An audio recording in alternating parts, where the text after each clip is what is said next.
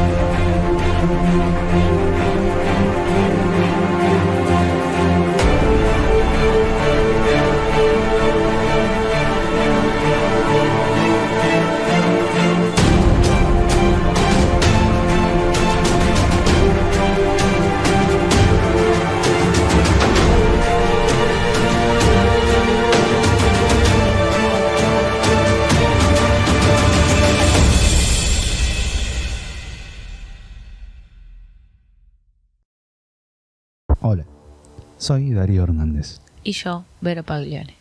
Y esto es Hernández Paglione, Asesinos Seriales. Bienvenidos a un nuevo capítulo de este podcast donde exploramos los pasadizos más oscuros de la mente humana. Donde el crimen no es solo un acto, sino un síntoma. Un síntoma de algo mucho más profundo y mucho más aterrador. Hay asesinos que matan por poder, por odio, por impulso. Otros matan por necesidad, por adicción, por venganza. Y después están los otros. Los que matan en silencio, en la sombra. Los que no buscan fama, ni gloria, ni siquiera miedo. Solo buscan matar. Hoy vamos a hablar de uno de ellos. Su nombre no está en las portadas. No tiene películas. No es trending topic. Pero su historia es más brutal que la de muchos criminales mediáticos. Hablamos de Lorenzo Esteban Duarte. El hombre que convirtió su casa en un matadero. Y su silencio en una máscara. Este episodio se llama El descuartizador de Villa Astolfi. Y no es ficción. Villa Astolfi es una localidad del partido de Pilar, al norte del conurbano bonaerense. Un barrio obrero, calles de tierra, casas bajas y terrenos amplios. Es uno de esos lugares donde todos se conocen, o al menos eso creen. Una casa llama la atención, no por su fachada, sino por su energía. Ventanas tapadas, bolsas negras como cortinas, olor extraño y una quietud espesa. Allí vivía Lorenzo Duarte, un tipo gris, solitario, invisible, pero detrás de esas paredes había algo más. Los vecinos los veían arrastrar bolsas grandes. Oían ruidos metálicos, como si alguien estuviera trabajando con herramientas pesadas. Pero nadie dijo nada. Nadie quería líos. Y eso justamente fue su escudo. La indiferencia. Duarte no era un asesino novato. En 2004 fue condenado por asesinar a su esposa en José Cepaz. Un caso violento, intenso, pero poco cubierto por los medios.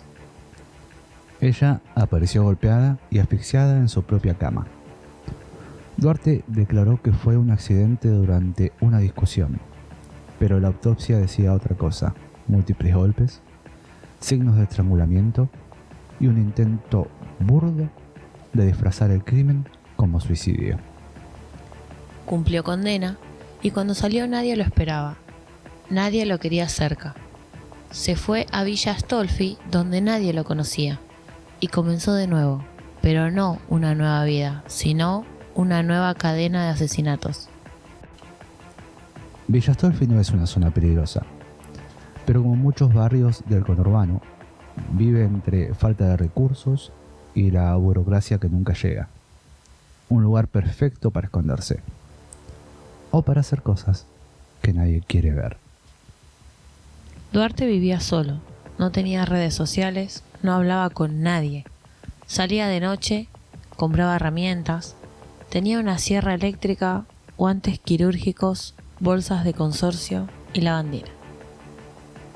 Algunos vecinos aseguraron haber visto entrar personas a su casa, hombres jóvenes, gente del barrio, pero después no los veían más.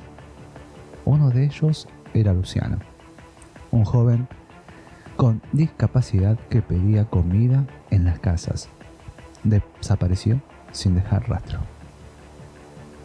Nadie denunció, porque nadie quiere cargar con eso, hasta que una bolsa apareció. Enero de 2020. Unos chicos jugaban en un descampado. Vieron una bolsa grande, negra. Se acercaron por el olor. Cuando la abrieron, encontraron un torso humano, sin cabeza, sin brazo y sin piernas. La policía llegó al lugar y cercó la zona. El cuerpo estaba limpio, sin sangre, como si hubiese sido lavado. Se notaba el corte quirúrgico, frío, técnico, un trabajo meticuloso. El torso no tenía identificación. No había forma de saber quién era. Pero una vecina habló. Dijo que había visto a Duarte tirar una bolsa parecida 2 días antes. La policía se dirigió a su casa. La escena era escalofriante. Duarte abrió la puerta con una sonrisa. Tenía guantes puestos, el piso olía a lavandina y en la cocina había un tacho azul con algo adentro. Tenía restos humanos. Un cráneo, parte de una pierna. El freezer tenía bolsas con ropa ensangrentada. En una habitación encontraron una barreta metálica y sogas manchadas. La casa estaba preparada. Era un taller de despiece, un matadero humano.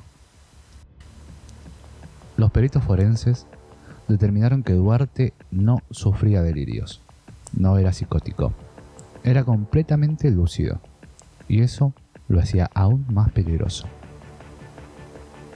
Tenía una estructura antisocial, no sentía culpa, no sentía remordimiento, no era impulsivo, era planificador.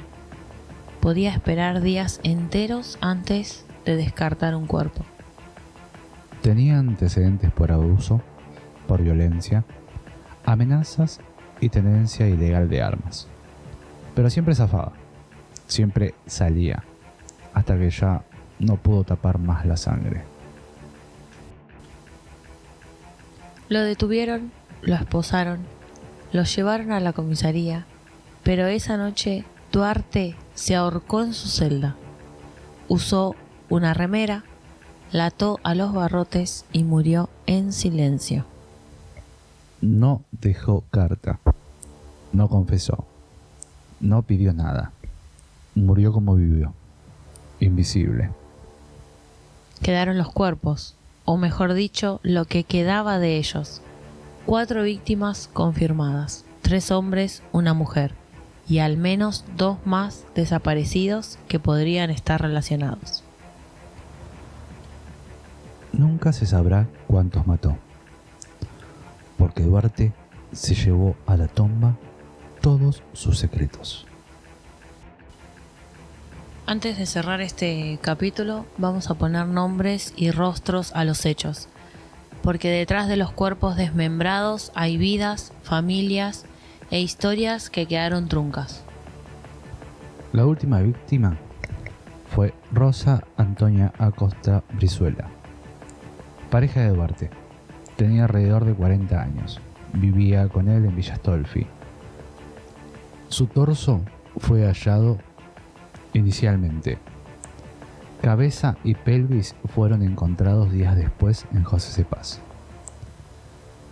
Una familia que, además del dolor, tuvo que soportar la espera eterna. El 1 de marzo de 2020 se confirmó su identidad, pero resta más por saber. Y hay más víctimas, sin nombre y sin entierro. La investigación sugiere que Duarte mató a 2 parejas en total. Descubrimientos de cuerpos que aún no se realizaron. Por ahora se sospecha de al menos 3 cuerpos sin hallarse, 2 mujeres y un hombre.